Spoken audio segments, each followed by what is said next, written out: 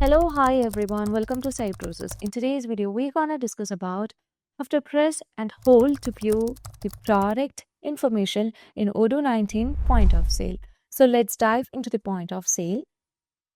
From here, you can just open the shop. So let's say we are just going to continue selling from furniture shop, and this allow you to display product information from the point of sale. Long press or click on the product card.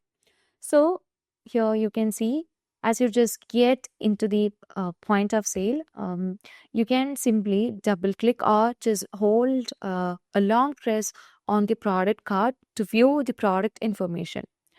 So here you can see that. As you just go with double clicking, you can see the item is added. This is not the way. You just need to provide a long press. So here you can find the product information, the inventory count, as well as the forecasted, the replenishment, and um, the vendors, the financials, the orders, and everything. So if you want to do any editing over here, you can just do that by choosing edit. So this would allow you to make further edit in the product. Okay.